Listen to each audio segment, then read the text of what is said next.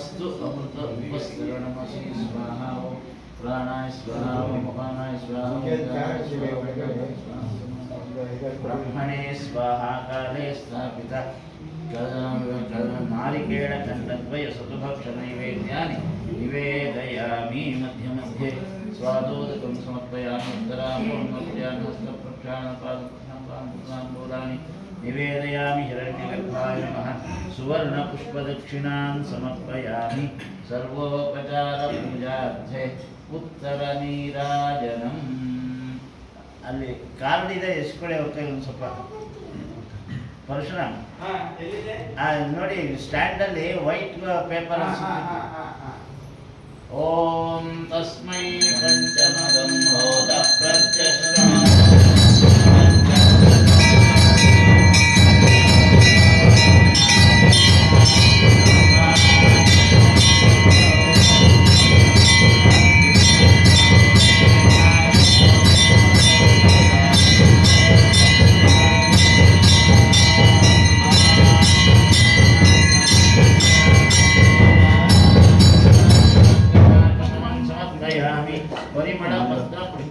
समर्पयामि रक्षान्धारयामि नारायणाय विद्महे वासुदेवाय धीमहि तन्नो विष्णुः प्रचोदयात् मंत्रपुष्पाणि समर्पयामि अन्यथा शरणं नास्ति त्वमेव शरणं मम तस्मात् कारुण्यभावेन रक्ष आत्मप्रदक्षिण नमस्काराणि समर्पयामि सत्यनारायणं देवं वन्देऽहं कामदप्रभुं लीलया विततं विश्वं येन तस्मै नमो नमः मनोभीष्टप्रार्थनां समर्पयामि अद्य कृतकल्पोक्तपूजाविधानेन भगवान् सर्वात्मकः सर्वं श्री रमा सहित सत्यनारायण देवता सुप्रीता सुप्रसन्ना वरदा भवन्तु पूर्वोच्चरिते एवं गुणविशेषणविशिष्टाय अस्यां शुभतिथौ ममोपाप्त समस्त विषयद्वारा श्री परमेश्वर प्रीत्यर्थं श्री रमा सहित सत्यनारायण व्रत कथा पारायण किं कर्म करिष्ये शुक्लां वरदं विष्णुं शुक्लां वरदं विष्णुं शशिवर्णं चतुर्भुजं प्रसन्नवदनं ध्यायेत् सर्वविघ्नोपशान्तये गुरुब्रह्मा गुरुविष्णु गुरुदेवो महेश्वर गुरु साक्षात् परब्रह्म तस्मै श्री गुरवे नमः गुरुवे सर्वलोकानां विजये भवरोगिणां निधये सर्वविद्यानां दक्षिणामूर्तये नमः नारायणं नमस्कृत्य नरं चैव नरोत्तमं देवीं सरस्वतीं व्यासं ततो जयमुदीरये मा विषादप्रतिष्ठां त्वमगमः शाश्वती समाः यत्क्रौञ्च मिथुनादेकमवधिः त्वाममोहितं वागर्थाविव सम्पृक्तौ वागर्थप्रतिपत्तये जगतः पितरौ वन्दे पार्वती परमेश्वरौ सत्यनारायणं देवं वन्देऽहं कामदप्रभुं लीलया विततं विश्वं येन तस्मै नमो नमः श्री सत्यनारायण दिव्यचरणारविन्दाभ्यां नमः ಒಂದಾನೊಂದು ಕಾಲದಲ್ಲಿ ನೈವಿಚಾರಣ್ಯದಲ್ಲಿ ವಾಸಿಗಳಾದ ಶೌನಕಾದಿಗಳು ಪೌರಾಣಿಕನ ಸೂತನನ್ನು ಕುರಿತು ಕೇಳಿದರು. ಅಯ್ಯ ಋಷಿಯೇ, ಮಾನವನ ಇಷ್ಟಾರ್ಥಸಿದ್ಧಿಯಾಗಲು ಯಾವ ವ್ರತವನ್ನು ಕೈಗೊಳ್ಳಬೇಕೆಂದು ಪ್ರಶ್ನಿಸಲು ಆಗ ಸೂತನು ಋಷಿಗಳನ್ನು ಕುರಿತು, ಎಲೈ ಮಹರ್ಷಿಗಳೇ, ಲಾಲಿಸಿ, ನೀವು ನನ್ನನ್ನು ಪ್ರಶ್ನೆ ಮಾಡಿದಂತೆ ಹಿಂದೆ ವೈಕುಂಠ ಪತಿಯನ್ನು ನಾರದನು ಪ್ರಶ್ನಿಸಲು ಅದಕ್ಕೆ ಜಗನ್ನಾಯಕನು ಹೇಳಿದನು. ಅದನ್ನೇ ನಾನು ನಿಮಗೆ ಹೇಳುತ್ತೇನೆಂದು ಹೇಳಿ ಕಥೆಯನ್ನು ಆರಂಭಿಸಿದನು. ಒಂದು ಸಲ ನಾರದರು ಭೂಮಿಗೆ ಬಂದು ಜನಗಳ ದುರ್ವ್ಯವಸ್ಥೆಯನ್ನು ಕಂಡು ಇದರ ಗೋಳು ಹೋಗಲು ಯಾವ ಉಪಾಯವನ್ನು ಚಿಂತಿಸುತ್ತಾ ವೈಕುಂಠಕ್ಕೆ ಹೋಗಿ ಅಲ್ಲಿ ಯೋಗ ಮುದ್ರಾಂಜನಾದ ಸ್ವಾಮಿಯನ್ನು ಆನಂದದಿಂದ ಸ್ತೋತ್ರ ಮಾಡಿ ಸ್ವಾಮಿಗೆ ತಾನು ಬಂದ ಕಾರಣವನ್ನು ಅರಿಕೆ ಮಾಡಿಕೊಂಡನು. ಆಗ ಸ್ವಾಮಿಯು ನಾರದನ ಅಭಿಪ್ರಾಯವನ್ನು ತಿಳಿದು ಸತ್ಯನಾರಾಯಣ ಪೂಜಾ ಕ್ರಮ ಫಲ ಕಾಲಗಳನ್ನು ಸ್ಪಷ್ಟವಾಗಿ ಹೇಳಿ ಒಂದೊಂದು ಇತಿಹಾಸವನ್ನು ಹೇಳಲು ಆರಂಭಿಸಿದನು. ಅಯ್ಯ ನಾರದನೇ ಕೇಳು, ಪೂರ್ವದಲ್ಲಿ ಒಬ್ಬ ಶತಾನಂದನೆಂಬ ಹೆಸರುಳ್ಳ ಬ್ರಾಹ್ಮಣನು ಕಾಶಿಯಲ್ಲಿ ವಾಸವಾಗಿದ್ದನು. ಆತನು ಬಹುಬಡವ. ಆತನಿಗೆ ನಾನೇ ಅನುಗ್ರಹಿಸಿ ಸತ್ಯನಾರಾಯಣ ವ್ರತವನ್ನು ಅವನಿಂದ ಪ್ರಾರಂಭ ಮಾಡಿಸಿದನು. ಅವನು ಕೊನೆಗೆ ಶ್ರೀಮಂತನಾಗಿ ದೇಹಾಂತದಲ್ಲಿ ಸಾಯುಜ್ಯವನ್ನು ಪಡೆದನು ಎಂದು ಹೇಳಲು ಶೌನಕಾದಿಗಳು, ಸೂತರೆ, ಆ ಬ್ರಾಹ್ಮಣನು ಮಾಡದ ಮೇಲೆ ಮತ್ತಾರಾದರೂ ಹೇಗೆ ಮಾಡಿದರೆಂದು ಹೇಳಲು ಆಗ ಸೂತರು ಋಷಿಗಳನ್ನು ಕುರಿತು, ಮುನಿಗಳೇ ಕೇಳಿ, ಶತಾನಂದನು ಒಂದು ದಿನ ಪೂಜೆ ಮಾಡುತ್ತಿದ್ದಾಗ ಅಕಸ್ಮಾತ್ ಆಗಿ ಕಟ್ಟಿಗೆ ಮಾರುವ ಬಿಲ್ಲನು ಅಲ್ಲಿಗೆ ಬಂದನು. ಬ್ರಾಹ್ಮಣನ ಪೂಜೆಯನ್ನು ಕಂಡು ಆತನಿಂದ ಪೂಜಾ ಕ್ರಮವನ್ನು ತಿಳಿದು ತನ್ನ ಸೌದೆಯಿಂದ ಮಾರಿ ಬಂದ ಹಣದಿಂದ ಸತ್ಯನಾರಾಯಣ ಪೂಜೆಯನ್ನು ಮಾಡಿ ಕೃತಾರ್ಥನಾದನು ಎಂದು ಹೇಳಿದರು. ಮುನಿಗಳು ಮುಂದಿನ ಅದ್ಭುತವಾದ ಇತಿಹಾಸವನ್ನು ಕೇಳಿ, ಪೂರ್ವದಲ್ಲಿ ಉಲ್ಕಾಮುಖನೆಂಬ ರಾಜನು ಧರ್ಮದಿಂದ ರಾಜ್ಯಭಾರ ಮಾಡುತ್ತಿದ್ದರು. ಆತನಿಗೆ ಅನುರೂಪಳಾದ ಭದ್ರಶೀಲ ನಾಮಕನಾದ ಹೆಂಡತಿ ಇದ್ದಳು. ಆ ರಾಜ ದಂಪತಿಗಳು ನದಿ ತೀರದಲ್ಲಿ ಸತ್ಯನಾರಾಯಣ ಪೂಜೆಯನ್ನು ಮಾಡುತ್ತಿದ್ದರು. ಆಗ ಅಲ್ಲಿಗೆ ಒಬ್ಬ ರತ್ನಪಡಿ ವ್ಯಾಪಾರದ ವರ್ತಕನು ಹಡಗಿನಲ್ಲಿ ಬಂದು ರಾಜ ದಂಪತಿಗಳ ಪೂಜೆಯನ್ನು ಕಂಡು ಅದರ ವಿಧಾನವನ್ನು ಅರಿತು ಸಂತಾನಪ್ರದವಾದ ಮೇಲೆ ಆ ವ್ರತವನ್ನು ಮಾಡುವುದನ್ನು ಸಂಕಲ್ಪ ಮಾಡಿದನು. ಊರಿಗೆ ಬಂದ ಹೆಂಡತಿಗೆ ಹೇಳಿದನು. ಅದಕ್ಕೆ ಆಕೆಯು ಈಗಲೇ ಅದನ್ನು ಮಾಡಬಹುದೆಂದು ಹೇಳಲು ಅವಳನ್ನು ಸಮಾಧಾನ ಪಡಿಸಿ ಸಂತಾನವಾದ ಮೇಲೆ ಮಾಡುವುದೆಂದನು. ದೇವರ ದಯೆಯಿಂದ ಲೀಲಾವತಿಯು ಗರ್ಭಿಣಿಯಾಗಿ ಸುಮುಹೂರ್ತದಲ್ಲಿ ಒಂದು ಹೆಣ್ಣು ಮಗಳನ್ನು ಎತ್ತಳು. ಅದಕ್ಕೆ ಕಲಾವತಿ ಎಂದು ನಾಮಕರಣ ಮಾಡಿದರು. ವರ್ತಕನು ಹೆಂಡತಿಯು ಸತ್ಯವ್ರತವನ್ನು ಗಂಡನಿಗೆ ಜ್ಞಾಪಿಸಲು ಆಗ ವೈಶ್ಯನು ಮದುವೆಯಲ್ಲಿ ವ್ರತವನ್ನು ಆಚರಿಸಿದನು. ಕ್ರಮೇಣ ಹುಡುಗಿಗೆ ವಿವಾಹ ಕಾಲ ಒದಗಿ ಬಂದಿತು. ಮದುವೆ ಆಯಿತು. ವ್ರತವೂ ಮರೆಯಿತು. ಅಳಿಯನೊಡನೆ ವ್ಯಾಪಾರಾರ್ಥವಾಗಿ ವರ್ತಕನು ಚಂದ್ರಕೇತು ಮಹಾರಾಜ ಪಟ್ಟಣಕ್ಕೆ ಹೋದನು. ಸತ್ಯದೇವನು ತನ್ನ ಸಂಕಲ್ಪಿತ ವ್ರತವನ್ನು ವೈಶ್ಯನು ನೆರವೇರಿಸಿದರಲು ತನ್ನ ಮಹಿಮೆಯನ್ನು ತೋರಿಸಬೇಕೆಂದು ಯೋಚಿಸಿ ವೈಶ್ಯರನ್ನು ತನ್ನ ಮಾಯೆಯಿಂದ ಕಳ್ಳರೆನಿಸಿ ಕಾರಾಗೃಹ ವಾಸವಾಗುವಂತೆ ಮಾಡಿದನು. ಈ ಕಡೆ ಊರಿನಲ್ಲಿ ತಾಯಿ ಮತ್ತು ಮಕ್ಕಳಿಗೆ ತುಂಬಾ ಕಷ್ಟ ಬಂದೊದಗಿತು. ಒಂದು ದಿನ ಅಕಸ್ಮಾತಾಗಿ ಕಲಾವತಿಯು ಒಬ್ಬ ಬ್ರಾಹ್ಮಣನ ಮನೆಗೆ ಹೋಗಲು ಸತ್ಯನಾರಾಯಣ ಪೂಜೆ ನಡೆಯುತ್ತಿತ್ತು. ಅದನ್ನು ಕಂಡ ಆ ಹುಡುಗಿಯು ಭಕ್ತಿಯಿಂದ ಪ್ರಸಾದವನ್ನು ಸ್ವೀಕರಿಸಿ ಗಂಡನಿಗೂ ತಂದೆಗೂ ಶುಭವನ್ನು ಕೋರಿ ಮನೆಗೆ ಬಂದು ನಡೆದ ವೃತ್ತಾಂತವನ್ನು ಹೇಳಿದಳು. ಅದನ್ನು ಕೇಳಿದ ಲೀಲಾವತಿಯು ಸತ್ಯದೇವನ ಕರುಣೆ ನಮಗೆ ಈಗ ಇಲ್ಲ, ಅದರ ಫಲವೇ ಹೀಗೆಂದು ಹೇಳಿ ಮಾರನೇ ದಿನವೇ ಸ್ವಾಮಿಯನ್ನು ಭಕ್ತಿಯಿಂದ ಆರಾಧಿಸಿದರು. ಅದರಿಂದ ಸಂತುಷ್ಟನಾದ ಸ್ವಾಮಿಯು ಚಂದ್ರಕೇತುವಿನ ಸ್ವಪ್ನದಲ್ಲಿ ಕಾಣಿಸಿಕೊಂಡು, ಎಲೈ ರಾಜನೇ, ನಾನೇ ನಾರಾಯಣ, ನೀನು ಕಾರಾಗೃಹಕ್ಕೆ ಹಾಕಿದ ವೈಶ್ವರಿಬ್ಬರು ನಾಳೆಯನ್ನು ಬಿಡುವುದಲ್ಲದೆ ಅವರ ದ್ರವ್ಯವನ್ನು ಅವರಿಗೆ ಕೊಡಬೇಕೆಂದು ಹೇಳಿದನು. ಹಾಗೆ ಮಾಡದಿದ್ದರೆ ನಿನ್ನನ್ನು ನಾಶ ಮಾಡುವುದೆಂದು ಹೇಳಿ ಆ ದಿವ್ಯ ಸ್ವರೂಪ ಬರೆಯಿಸಿಕೊಂಡಿತು. ರಾಜನು ಎಚ್ಚೆತ್ತು ಪ್ರಾತಃ ಕಾಲದಲ್ಲಿ ಸಭೆ ಸೇರಿಸಿ ತನ್ನ ಕನಸನ್ನು ಹೇಳಿ ವೈಶ್ಯರನ್ನು ಬರಮಾಡಿಕೊಂಡು ಅವರಿಗೆ ಮರ್ಯಾದೆಯಿಂದ ಉಪಚರಿಸಿ ಅವರ ಹಣಕ್ಕೆ 2ರಷ್ಟು ಹಣವನ್ನು ಕೊಟ್ಟು ಕಳಿಸಿದರು. ವೈಶ್ಯರು ಸಂತೋಷದಿಂದ ಅಲ್ಲಿಂದ ತಮ್ಮ ಊರಿಗೆ ಹೊರಡಲು ಸಿದ್ಧರಾದರು. ಪುನಃ ಸತ್ಯನಾರಾಯಣರು ಧನವಂತರಾದ ವೈಶ್ಯರನ್ನು ಪರೀಕ್ಷಿಸಬೇಕೆಂದು ಸನ್ಯಾಸಿ ವೇಷವನ್ನು ತಾಳಿ ವರ್ತಕರನ್ನು ತಡೆದು, ಅಯ್ಯ, ನಿನ್ನ ಹಡಗಿನಲ್ಲಿ ಏನಿದೆ ಎಂದು ಪ್ರಶ್ನೆ ಮಾಡಲು ಧನವಂತರಾದವರು ಹಾಸ್ಯ ಮಾಡುತ್ತಾ ನನ್ನ ಹಡಗಿನಲ್ಲಿ ಪನಸಾರೆ ಸಾಮಾನ್ಯದೆಂದು ಸುಳ್ಳು ಹೇಳಿದರು. ಸನ್ಯಾಸ ರೂಪಿಯಾದ ದೇವರು ಹಾಗೆಯೇ ಆಗಲಿ ಎಂದು ಹೇಳಿ ತನ್ನ ಕೆಲಸದಲ್ಲಿ ತಾನಿದ್ದನು. ಇತ್ತ ವೈಶ್ಯರು ಸ್ವಲ್ಪ ದೂರ ಪ್ರಯಾಣ ಮಾಡಿ ಹಡಗಿನ ಬಾಗಿಲನ್ನು ತೆಗೆಯಲು ಧನವಿರಲಿಲ್ಲ. ಮೂರ್ಛೆಗೊಂಡು ಎಚ್ಚೆತ್ತು ಸನ್ಯಾಸ ರೂಪಿಯಾದ ಸ್ವಾಮಿಯನ್ನು ಕಂಡು ಆ ಧನವನ್ನು ಪಡೆದು ಅಲ್ಲಿಂದ ಊರಿಗೆ ಪ್ರಯಾಣ ಮಾಡಿ ಅಳಿಯನನ್ನು ಹಡಗಿನಲ್ಲಿ ಕೂರಿಸಿ ತಾನು ತನ್ನ ಕೆಳಗಿಳಿದು ಮನೆಗೆ ಹೇಳಿ ಕಳಿಸಿದನು.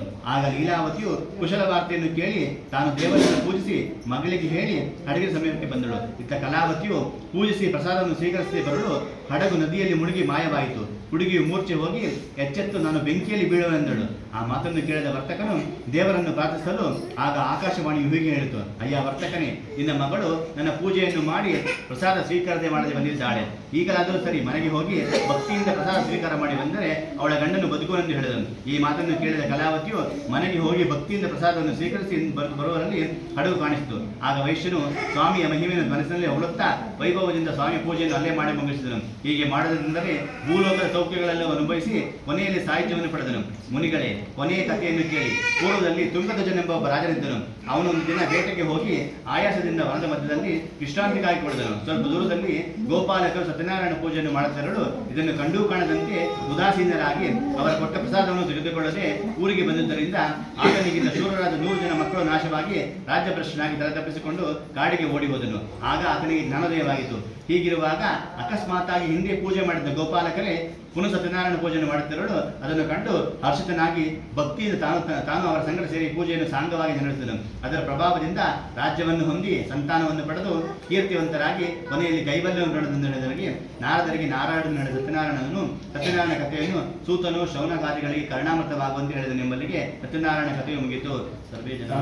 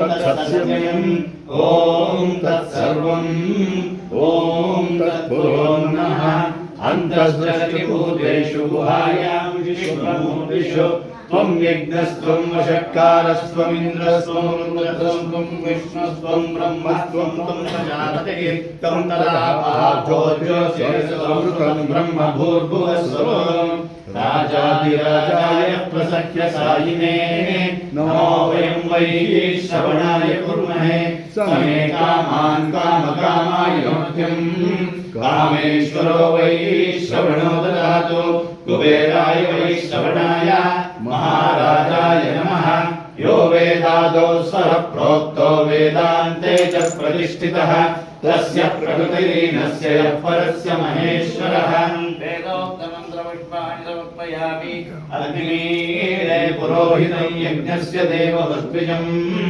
ओतानं रत्नधातमम् इषेत्वो जेत्वा वायुवस्तदेवो वत्सविता प्रार्थयतु श्रेष्ठतमाय कर्मणे अज्ञायाय वीतये मृडानो व्यदातये निहोता सत्शिवर्षि शन्नो देवीरविष्टयापो भवन्तु पीतये शय्योरविश्ववन्तु नः शीक्षां व्याख्यास्यामः वर्णस्वरः मात्राबलं सामसन्तानः इत्युक्तशीक्षाध्यायः सूर्यशौर्यमतेन्द्रलिङ्गपदवीं सन्मङ्गलं मङ्गलः सद्बुद्धिं च बुधो पुरुश्च कुरुतां शुक्रं शुभं शंशनिः राहुर्बाहुबलं करोतु विफलं केतुं कुलस्योन्नतिं नित्यं प्रीतिकरा भवन्तु सुतं सर्वेऽनुकूला ग्रहाः वागर्ताविव सम्पृक्तौ वागर्तप्रतिवर्तये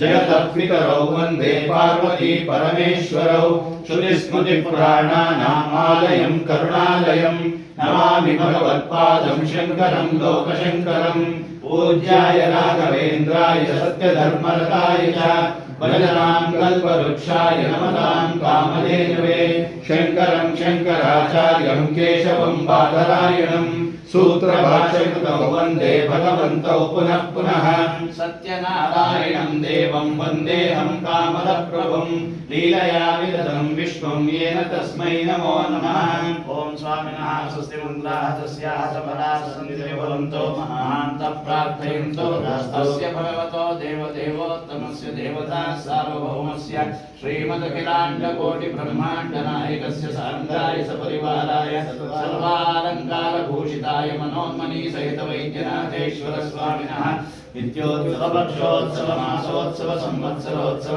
विशेषोत्सवादीनां दिने दिने उत्तरोत्तराभिवृद्धि भूयास्तानि भवन्तो महान्तः प्रार्थयन्तु विशेषेण चैत्र पौर्णिमास्याङ्गभूतं सन्ध्याकाले कृता रमा सहित सत्यनारायण व्रत पूजा विधानेन भगवान् सर्वात्मकः रमा सहित सत्यनारायण स्वामी सुप्रीतो वरदो भूत्वा एतन्महोत्सव प्रवर्तकानां नमस्त भगवद्भक्तानां सेवाकर्तॄणां धर्मकर्तॄणां क्षेमस्थैर्य विजयवेद्यायुरारोग्य ऐश्वर्यादीनां दिने दिने उत्तरोत्तराभिवृद्धि भूयास्तानि भवन्तो महान्तः प्रार्थयन्तु देशोऽयं निष्कण्टकोऽस्तु निरपद्रवोऽस्तु सर्वे जनाः सुखिनो भवन्तु ವರ್ಷದ ಪೂಜೆಗೆ ಬರ್ಸಿರೋರು ಯಾರು ಕಾರ್ಡ್ ತಗೊಂಡಿಲ್ವೋ ಕೇಳ್ಬಿಟ್ಟು ಕಾರ್ಡ್ ಇಸ್ಕೊಳ್ಳಿ ಯಾವತ್ತು ಪೂಜೆ ಆಗುತ್ತೆ ಅನ್ನೋದು ಅದರಲ್ಲಿ ಡೇಟ್ ಇರುತ್ತೆ ಅದನ್ನ ನೋಡ್ಕೊಂಡು ಅದಕ್ಕೆ ಸರಿಯಾಗಿ ಬರೋದಕ್ಕೆ ಅನುಕೂಲ ಆಗುತ್ತೆ ನೀವು ಅದನ್ನ ಇಸ್ಕೊಂಡು ನಿಮ್ಮ ಹತ್ರ ಇಟ್ಕೊಂಡಿರಿ ಯಾರು ಕೇಳ್ತಾರೋ ಅವ್ರು ಅನ್ಕೊಳ್ಳಿ ಸ್ವಸ್ತಿ ಪ್ರಜಾಭ್ಯೈ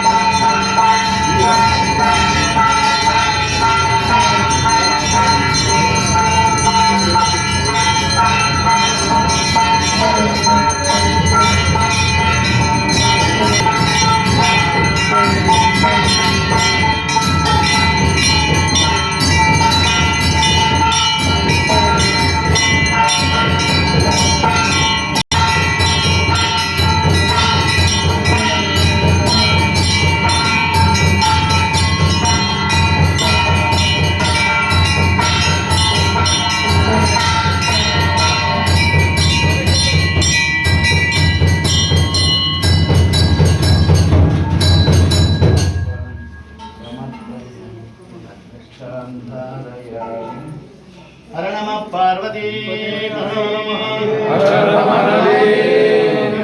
ರಮಣ ಗೋವಿಂದ ಗೋವಿಂದ